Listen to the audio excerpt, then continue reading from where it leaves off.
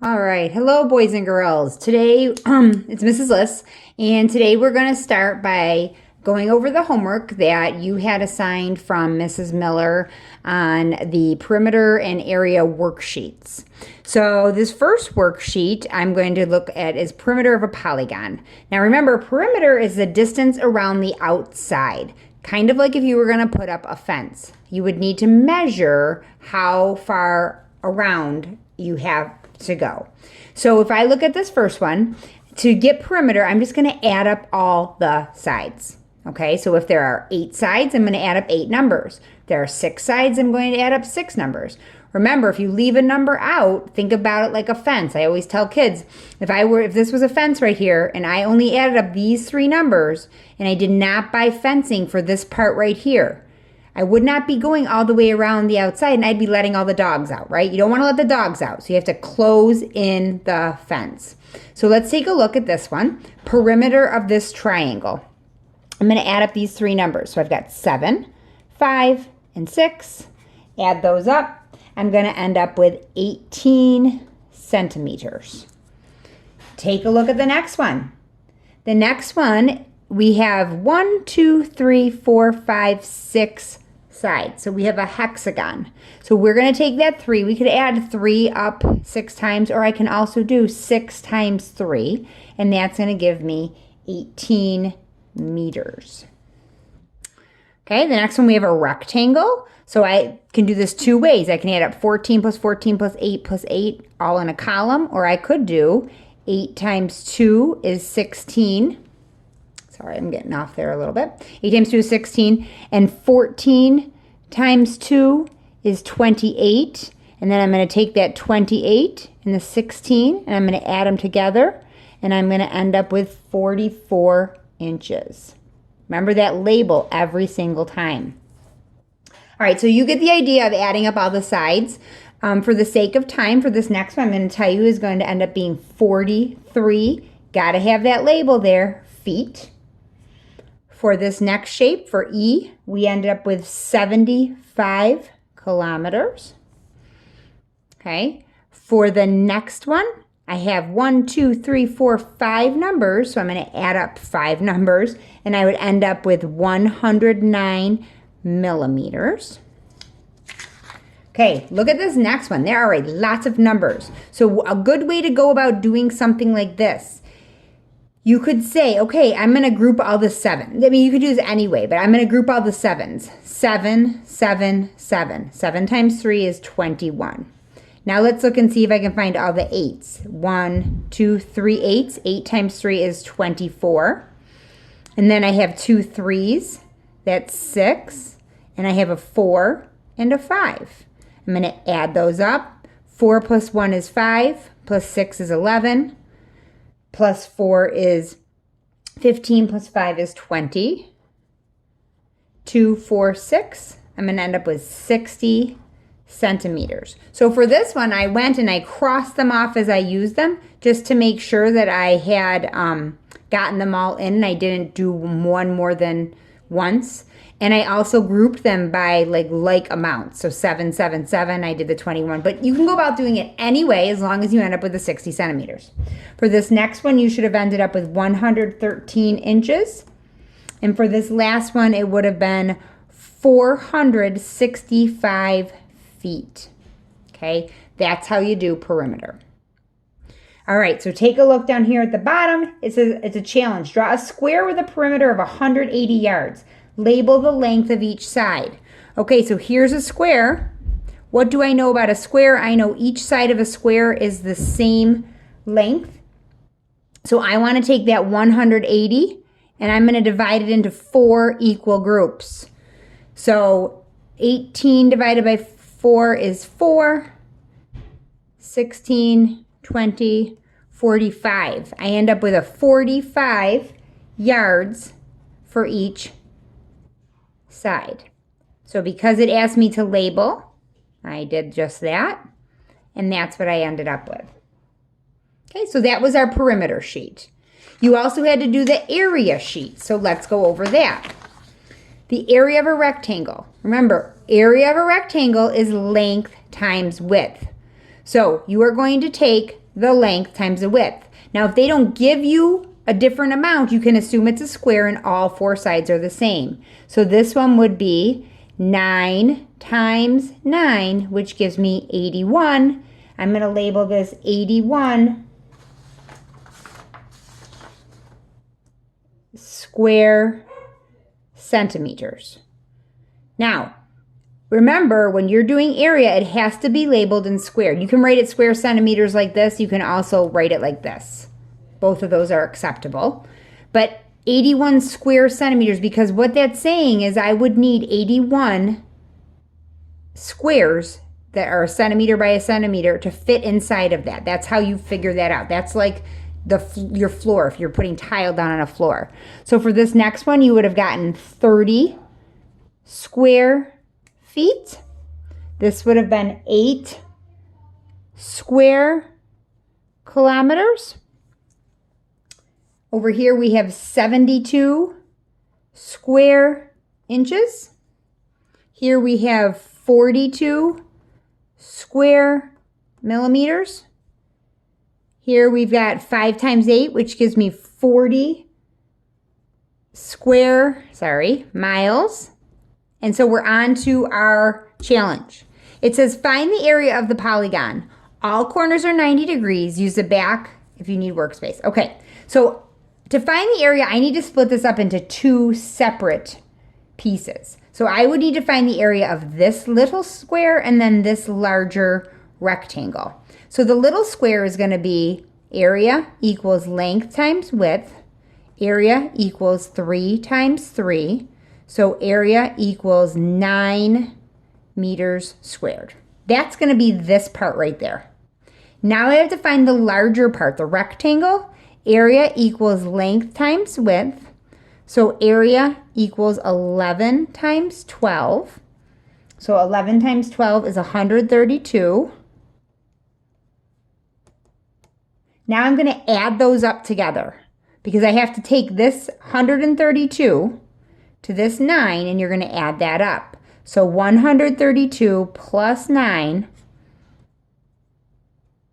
the area would equal 141 meters squared.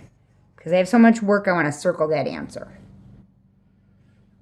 All right, boys and girls, I hope you understood your homework. That's area and perimeter. And now we're going to move on to the review packets.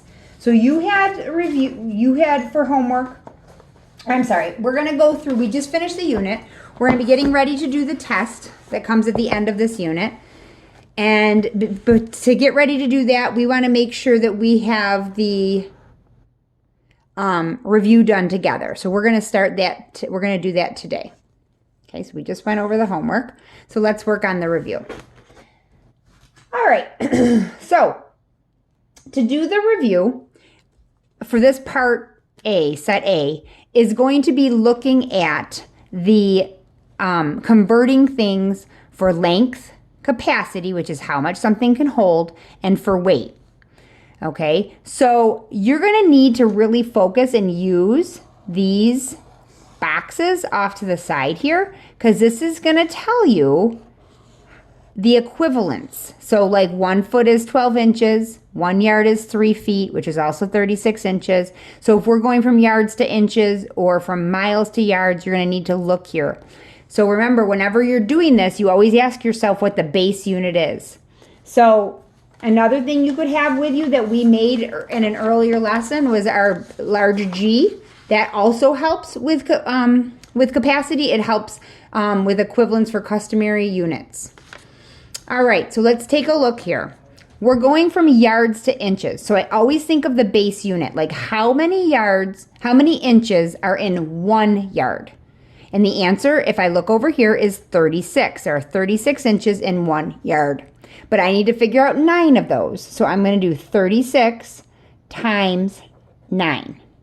Now you might want to have some scrap paper handy because there's going to be a lot of multiplying here. And we want to make sure that you have room to do it. So 36 times 9, 6 times 9 is 54. 9 times 3 is 27. Add on the 5 and you get 324. So that's 324 inches. Okay, So now we're going to go from miles to yards. So again, I'm talking about length, and I'm going to talk about how many yards are in 1 mile. It's 1,760, but I need 5 of those. So I'm going to take my 1,760 and I'm going to multiply that by 5. Now, if you want to, this would be a good place for you to pause the video. You could solve this and then turn it back on and see if you were correct, or you can do it with me. 5 times 0 is 0. 5 times 6 is 30. Regroup the 3. 5 times 7 is 35, plus 3 is 38. 5 times 1 is 5, plus 3 is 8. And I'm going to end up with 8,800 yards. All right, let's look at the next one. 215 yards equals how many feet? Well, 1 yard is 3 feet, but I need to do 215 yards. So I'm going to do 3 groups of 215, which is 215 times 3. So when we do that, we're going to go 5 times 3 is 15, 3 plus 1 is 4, and 3 times 2 is 6. So I end up with 645 feet. All right, for this next one, we're talking now about pints and ounces and quarts and cups and gallons and pints. So we are talking about capacity here. So we can use either this chart for capacity. We also can use this large G if this is something that you became comfortable with. So for 9 pints, I want to know how many ounces that is. Well, if I look over here at my chart, 1 pint is 16 ounces. I need 9 of those, so I'm going to have to do what? Yes, I'm going to have to do 16 groups of 9. 16 times 9. 9 times 6 is 54. 9 times 1 is 9, plus 5 is 14. That gives me 144 ounces. Okay, so now we're going to do quarts to cups. So I'm going to look over here. 1 quart is 4 cups. So if I have 372 quarts, I need 372 groups of 4. So 372 times 4. 2 times 4 is 8. 4 times 7 is 28. 4 times 3 is 12, plus 2 is 14. That gives me 1,488 cups. All right. Now we're going to go from gallons to pints. So looking over at my chart, there are 8 pints in 1 gallon. So I need 8 groups of 1,620. So now you know this is going to be a large number because you have more than 1,000 gallons and you need 8 groups of them. So your answer is going to be well over 8,000 because you're on your way to 2,000 gallons here. So we're going to do 1,620. I'm going to do my work down here times 8. Now, if you want to challenge yourself, you can pause it and you can do this multiplication, or you can do it with me. 8 times 0 is 0. 8 times 2 is 16. Regroup the 1. 48, 49. 8 times 1 is 8, plus 4 is 12. 12,960. And that is our answer there so 1,620 gallons equals 12,960 pints. All right, now we're on to weight. We're going from pounds to ounces. This is going to be our third chart here. So how many ounces are in 1 pound? 16. I need 9 groups of those. So I'm going to do 16 times 9. 16 times 9, we have 6 times 9 is 54. 9 times 1 is 9, plus 5 is 14. So I've got 144 ounces. All right. 5 tons equals how many pounds? Well, 1 ton equals 2,000 pounds. So this one you can do in a couple different ways, but right away in my head, I think of it like this. 2,000 times 5. And I always think when a number ends in a lot of zeros that I can look and try to use my basic facts. So 5 times 2 is 10, and then those 3 zeros get brought over, and my answer is 10,000 pounds. All right, we're on to number 9, and it's going from feet to inches. So we're back up to length now. We're saying how many inches, are in 12 feet. Well, 1 foot is 12 inches. So I want to figure out how many are in 12. So I need to do 12 times 12. That's a basic fact that most of you know. What is 12 times 12? It is 144. So 12 feet equals 144 inches. All right. Let's take a look down at the bottom at set B. So that was conversion of customary measurements, what we just did. Customary or English or standard measurements. So now we're going to go into metric, which I think is a lot easier than customary because it's just everything. Remember, when we did this lesson, everything is in the base 10 units. So it's really about adding zeros or taking away zeros. So take a look here. We're going to again refer to these charts over here off to the side. They're going to be very important for us. For length, they're telling us how many millimeters are in a centimeter. A meter is equal to 100 centimeters, 1,000 millimeters, and then kilometers and meters as well. And then for capacity, which again, and weight, capacity again is how much something can hold, and mass, which is our weight, they're telling us our how to go about doing that. So let's take a look. We have to go from kilometers to meters. So 1 kilometer equals 1,000 meters, but I have 9 groups of that. So I have 9 times 1,000. So if I have 9 groups of 1,000, I would have 9,000 meters. Can I do that like this? Of course, there's never any problem with doing side work. I just know in my head that 1,000 times 9 is going to give me 9,000. Okay, next one. 55 centimeters equals how many millimeters? Well, 1 centimeter equals 10 millimeters. So I need 10 groups of 55. So 55 times 10. 55 times 1 is 55, and there's 1 0 outside of there. It's going to be 550. Okay, let's go on. 2 meters equals how many centimeters? Well, there are 100 centimeters in 1 meter, so I need 2 groups of 100. That's going to give me 200 centimeters. Okay, now we're going to be talking about liters and milliliters. That is capacity. A liter, I think of like a liter of pop or something like that you would buy at the grocery store. That's how much something can hold. So I'm going to go down here to capacity, liters to milliliters. There are 1,000 milliliters in a liter, so I need 9 groups of 1,000, kind of like we did up here in this one. That's going to give me 9,000 milliliters. All right, grams to milligrams. So let's take a look here, grams to milligrams. There are 1,000 milligrams in 1 gram, so I need 4 groups of 1,000. 1,000 times 4 is 4,000.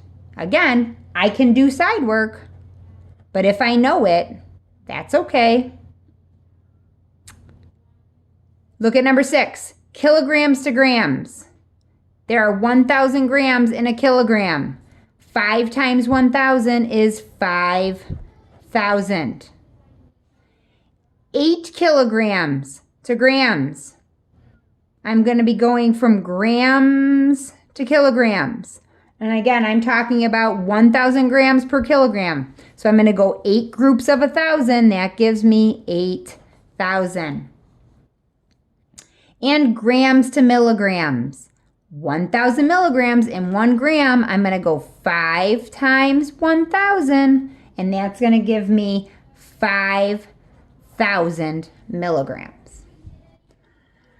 Okay, boys and girls, we're almost there. So that is the first sets of lessons from that unit. Let's move on to the back, and we're going to do the last page and see what we can do here. All right, so these are perimeter and area pages. So we need to take a look, and we're going to be looking to find some missing numbers. Now, if you look up here, it says remember to label your answer with the appropriate unit. Remember, with area and perimeter, area is labeled as square inches, square yards, and perimeter is just labeled in just yards, inches, or whatever. So take a look at number 1. It tells us the perimeter. So we know the distance around the outside. What we don't know is the length, but we do know the width. So this is a rectangle. So I know if this side is 18, then I know this is also 18. And I know my distance around the whole thing is 108. So I'm going to take the two 18s and put them together. I can do that with multiplication. I can do that with addition, whatever you're more comfortable with. It could be 18 plus 18 or 18 times 2. 18 times 2 gives me 36. So I know this side here and this side here equals 36. So I have to take that away from my total. So I'm going to do 108 minus 36. So I take the total and I'm taking away the part that I know. 8 minus 6 is 2. 10 minus 3 is 7. So I have 72 inches left, but that has to be split evenly between this side and this side because these two sides are equal. And not just looking for a total of those two, I'm looking for one of those sides. So I'm going to take that 72 and I'm going to divide it by 2 because when I want to split something up equally into two groups, I divide it by 2. So 72 divided by 2. 7 divided by 2 is 3. 3 times 2 is 6. Bring down the 2. I have a new number to divide. 12 divided by 2 is 6. 6 times 2 is 12. And I end up with 36. So this is 36 and this is 36. So they want to know what n is. My answer is n equals 36 inches. And that gets circled because there's so much work going on around that page. Okay, so the n equals 36 inches. All right.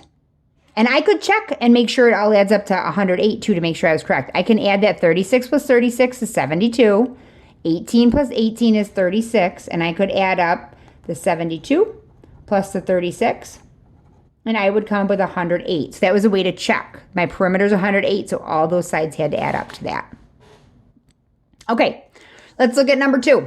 It says, find the area.